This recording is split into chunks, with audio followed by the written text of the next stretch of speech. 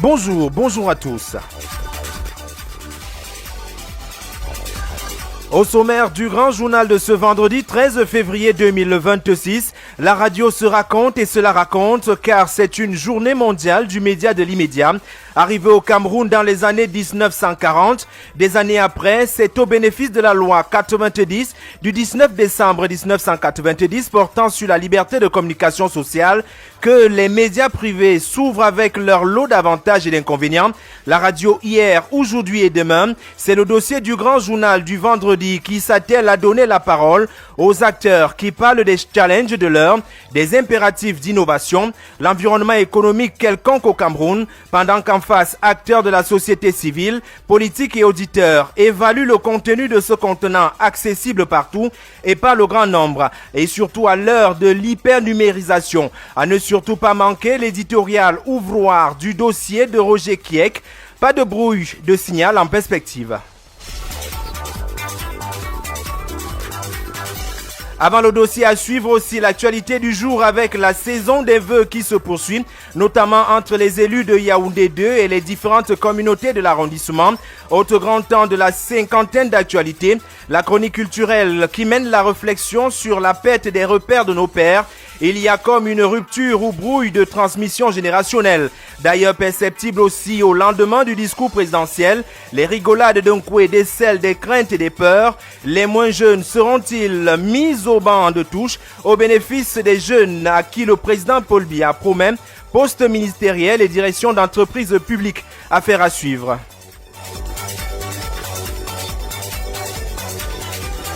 Au-delà de nos frontières, le cyclone Gendazi à Madagascar fait 38 morts dans la région de Tamatave. Un bilan qui reste provisoire. 6 personnes sont portées disparues et 374 blessés, nous dira Bertrand Ouna dans sa page internationale.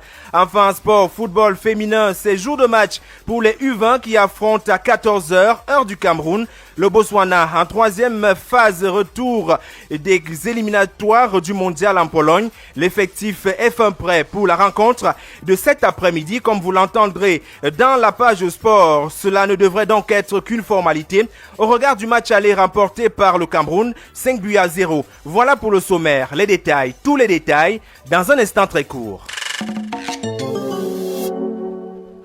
Bienvenue au journal. Le ministre de l'économie, de la planification et de l'aménagement du territoire a présidé en matinée la cérémonie de signature de conventions de financement et des contrats des marchés du projet de reconfiguration du système d'alimentation en eau potable de la ville de Yaoundé. C'était à 9h au palais des congrès de la capitale politique. Tout à l'heure à 13h, Alamine Ousmane May va également présider la cérémonie de remise du matériel roulant à la Commission nationale de lutte contre la corruption CONAC et à la Chambre des comptes dans le cadre du projet d'appui à la gouvernance des finances publiques. Le Premier ministre Joseph John Gouté conduira sous haute instruction de Monsieur le Président de la République Paul Biya la délégation camerounaise à la 39e session ordinaire de la conférence des chefs d'État et de gouvernement de l'Union africaine, prévue donc dès demain 14 au 15 février 2026 en Éthiopie. Et ça, c'est selon le communiqué signé par le directeur de cabinet. Les communautés résidentes de l'arrondissement de Yaoundé 2 entendent donc barrer la route au chaos pendant les prochaines échéances électorales.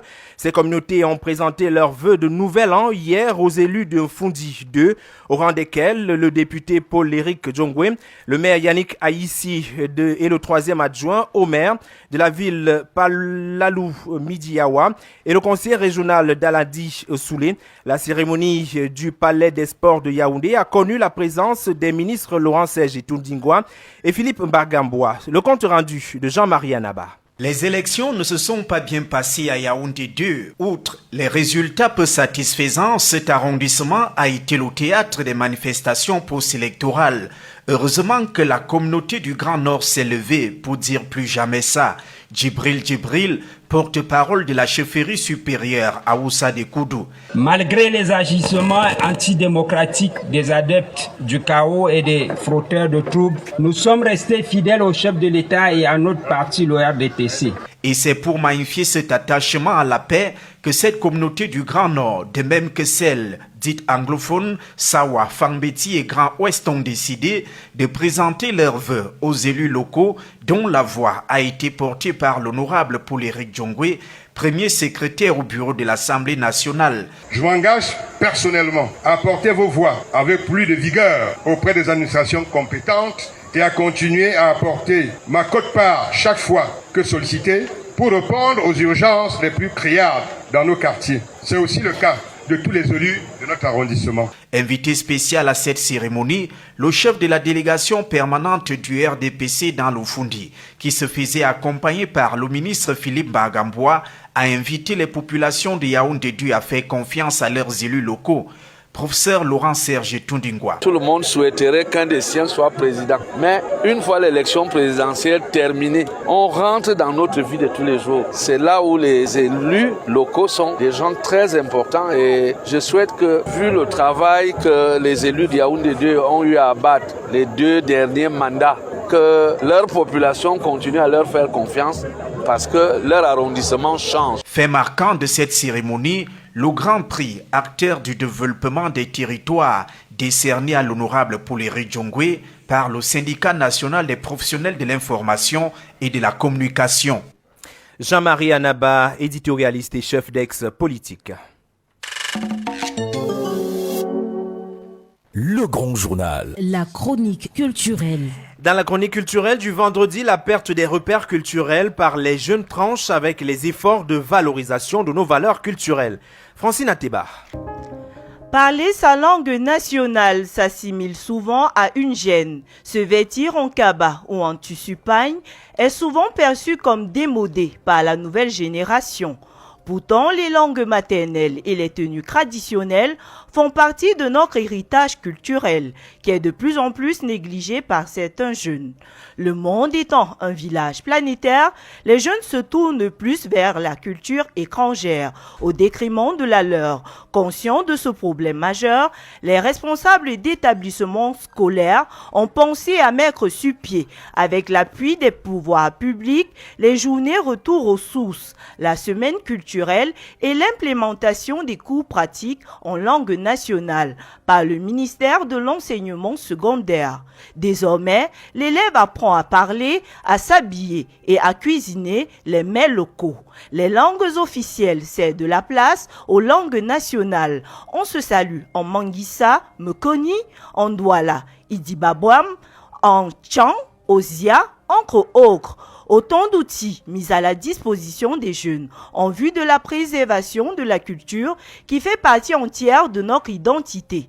Des initiatives personnelles ne sont pas en reste dans les efforts de valorisation de nos valeurs culturelles, notamment le Ngondo, le Mbam Art, le Ngon, le Sahel Cultural Festival et les événements culturels. Cependant, les responsables d'établissements et les parents doivent aussi prêcher par le bon exemple, en abhorrant souvent des tenues traditionnelles, ce qui suscitera une certaine habitude auprès des jeunes. Une fois à la maison, les parents doivent parler la langue nationale à leur progéniture pour que la transmission intergénérationnelle soit effective. Le Grand Journal. Les rigolades d'un coué. Depuis le dernier discours à la jeunesse, l'ambiance a changé dans les couloirs. On ne parle plus seulement d'emploi ou d'opportunités. On parle de tours, de places, de bancs de touche. Les jeunes disent que leur heure a sonné. Certains anciens resserrent les rangs et font blocus. Et au milieu du terrain, ça se bouscule déjà.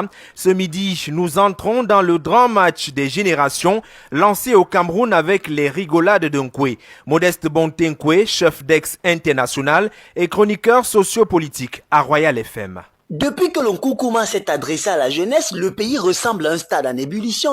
Les tribunes sont pleines, les commentaires fusent et le grand match des générations vient d'être lancé.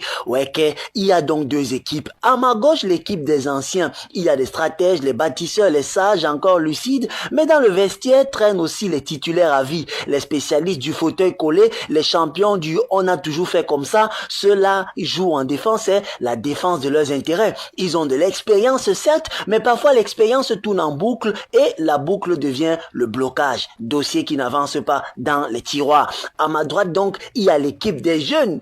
Mais là aussi, il faut lire la feuille de match parce qu'il y a des choses à comprendre là-bas.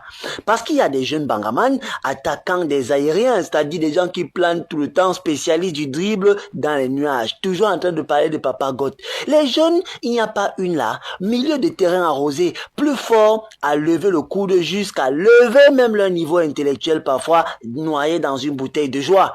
Les diplômés tête pleine de certificats et de diplômes, mais parfois en panne d'idées et d'initiatives. Et puis il y a les baroudeurs, les bosseurs, les silencieux travailleurs qui courent sans sponsor et qui marquent sans projecteur. Le problème donc c'est que même dans le camp des jeunes, on se dispute pour porter le brassard. Parce que depuis que l'Onkoukouma a parlé, chacun veut être capitaine dans l'équipe des jeunes avant d'avoir joué le collectif. On réclame le tout, mais on oublie le parcours. On veut le pouvoir, mais pas toujours la rigueur. Depuis que le coach suprême donc a parlé de responsabilité pour les jeunes et les femmes, certains anciens sentent donc le banc de touche se rapprocher. Pas les compétents, pas les indispensables, mais les dépassés, les usés, les installés sans résultat affiché là. Le public, lui, ne demande pas simplement un changement de maillot. Le public veut le jeu, le vrai jeu et l'enjeu. Du progrès qui marque, pas du remplacement qui maquille. Au fond donc, le match là n'est en réalité qu'une guerre d'âge. C'est une compétition de capacité. Ce n'est pas la date de naissance qui doit décider du score, mais la compétence de l'effort. Le coup d'envoi a été donné. Reste à savoir si les joueurs joueront pour le pays ou alors ils veulent seulement être sur le podium. Parce que à l'heure si le stade est déjà plein, le chrono tourne et le Cameroun attend enfin un but contre le chômage, pas contre son propre camp. La page internationale. C'est une affaire de médecin Ona, éditorialiste sociopolitique. Bonjour. Bonjour, Jean-Jacques Foucault. Direction Madagascar après le cyclone Gezani. L'urgence humanitaire s'impose. Le gouvernement a déclaré l'état de sinistre national hier soir après le passage dévastateur du cyclone Gezani. Le bilan fait état de 38 morts et de plus de 260 000 sinistrés. La ville de Tamatave a été la plus touchée car elle abrite le grand port de l'Est qui a subi une destruction de près de 75%. Dans cette ville, l'urgence n'est plus de s'abriter, mais de survivre. Inquiétude d'autant plus vive car les programmes de l'Agence de l'État des États-Unis pour le développement international, USAID en abrégé, sont suspendus depuis août 2025. Et pour le président de la transition, le colonel Michael Randrianirami, l'aide internationale n'est plus une action, mais une question de survie. Au Bangladesh, le parti nationaliste obtient la majorité absolue aux élections législatives, publiées à l'instant par la commission électorale. Un haut responsable du parti nationaliste a revendiqué ce matin la victoire de son mouvement aux premières élections législatives organisées depuis l'insurrection qui a causé la chute du régime de l'ex-premier ministre Sheikh Hasina en août 2024. Et selon les chiffres officiels, le parti nationaliste du Bangladesh a remporté 212 des 300 sièges au pouvoir contre 77 à la coalition dirigée par les islamistes du Jamaat-i-Islami. Victoire qui scelle donc le retour de Tariq Radham au pouvoir après 20 ans d'absence. Le grand journal. Le Proche et le Moyen-Orient. La journée mondiale de la radio, c'est aujourd'hui à Gaza. Oui, c'est dans la bande de Gaza. Certaines stations de radio locales ont repris leurs émissions après une interruption de près de 2 années due à la guerre. Et faute d'antennes toutes détruites au lendemain de la guerre, justement, c'est sur Internet que le signal reprend peu à peu avec des coupures irrégulières d'Internet. Ce n'est qu'encore un mince filet de son auquel on donne droit des Palestiniens du côté de Gaza en guise de radio. La page sportive. À petite foulée, l'éditorialiste Eric Christian Kwame arrive. Bonjour. Bonjour Jean-Jacques. Commençons par le football féminin. C'est jour de match pour les Baby Lions. Les U20 dames du Cameroun sont à 90 minutes d'un exploit. Jouer pour la première fois la Coupe du Monde de cette catégorie en Pologne. Elles descendent dans l'arène tout à l'heure à 14h de Yaoundé pour croiser le Botswana en match retour du 3e tour éliminatoire. Au match aller à Yaoundé, le Cameroun s'était imposé par 5 buts à 0 sur les chances de passer cette étape. Et Écoutons ces quelques techniciens de football dans ce reportage de Olivier Ndemaepo. Avec un écart de 5 buts, la sélection U20 dames de football du Cameroun a la faveur des pronostics quant à la qualification au prochain tour. Cependant, il ne faut pas considérer le Botswana comme un faire-valoir, un adversaire sans aucune valeur. Tel est l'avis de Eteme Biolo, entraîneur de football. Le Botswana n'était pas faible. Le Botswana est venu avec une stratégie qui n'a pas marché. Il s'est campé derrière pour essayer de jouer le match nul comme ils avaient réussi à faire face au Mozambique. Leur stratégie n'a certainement pas marché parce qu'en face, il y avait une équipe aguerrie et mature. Au-delà de la stratégie non payante du Botswana, le Cameroun n'a pas usurpé le résultat ni sa victoire du match aller, nous le révèle Dieudonné Nké. Malgré que le championnat n'ait pas commencé, je crois que les enfants ont eu une bonne préparation. Dans le temps, ça a permis qu'elles parviennent à harmoniser les manquements détectés par le coach. Tout de même, l'ancien vainqueur de la Coupe du Cameroun de football avec le Tonnerre Kalara Club et ancien entraîneur du Canon de Yaoundé ne s'attend pas à une rencontre aisée.